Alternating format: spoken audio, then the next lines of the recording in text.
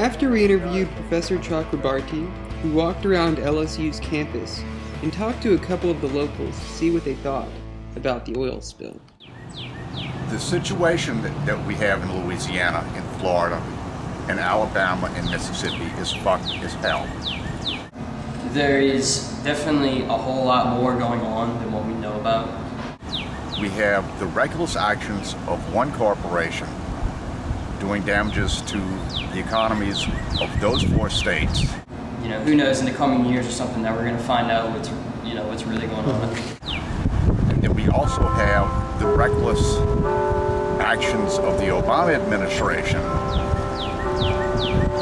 by virtue of one company's errors shutting down an entire industry for a minimum of 6 months, thereby putting roughly 30,000 people out of work, in addition to those that are already displaced by virtue of the oil in the water. All right. You know, boom. On May 30th, 2010, Ken Salazar, the U.S. Secretary of Interior, issued a 6-month drilling moratorium on all new drilling sites and existing sites deeper than 500 feet. In the announcement, Salazar stated, "The 6-month moratorium on drilling will provide time to implement new safety requirements and to allow the Presidential Commission to complete its work." With the BP oil spill still growing in the Gulf, and investigation and reviews still underway, a 6-month pause in drilling is needed, appropriate, and prudent. While the 6-month drilling moratorium allowed for investigations into the cause of the spill and increased safety regulations, thousands of people were left without work.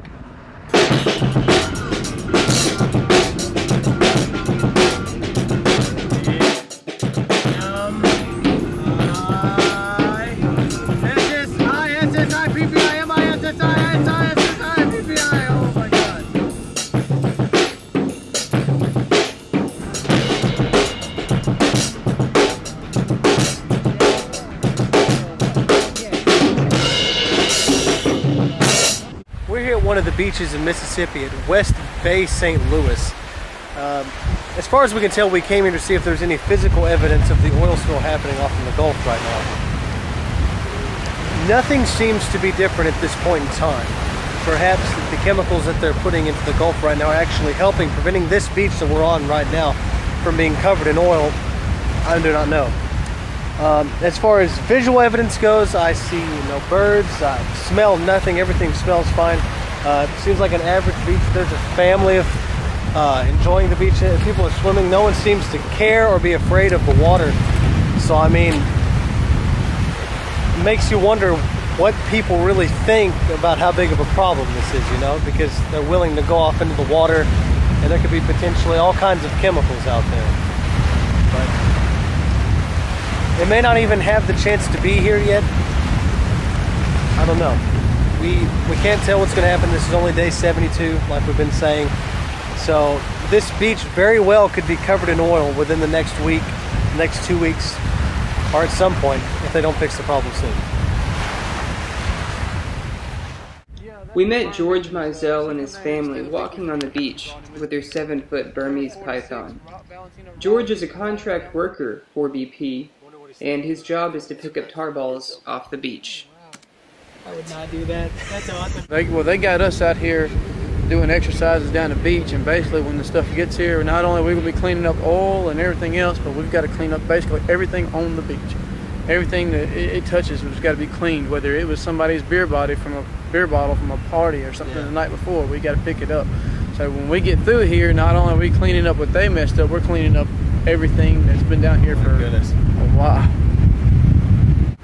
You explained that there's a reason that the oil isn't here. Yeah. And now you said that off camera, and I was wondering if you could explain that again. Yeah. Well, what it is Louisiana kind of swoops down there a little bit, and then as you get in closer to Alabama, it's more of a straight line. Well, Waveland and all this between Slidell and everything, it's kind of in a slump there. So with the currents coming across Louisiana, which is bad in Venice, and from what I understand, south of New Orleans and everything, and it's pretty bad over by Dauphin Island as you get closer to Mobile. But with this slump here, the current just makes it bypass us altogether.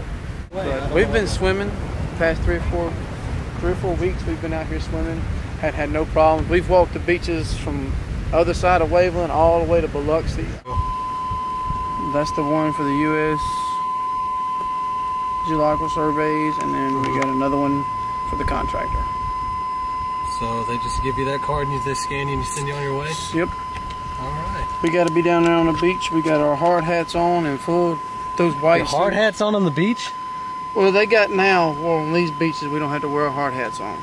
But we still have to wear our steel-toed boots. We still got those Nomex suits on and all that stuff. We work for 10 minutes, we get off for 50. So that's how hot it gets. They said we work for 10 minutes and we take a break for 50. If we don't have the suits on, we work for 20 minutes and we're off for 45 or 40. So we get a lot of breaks.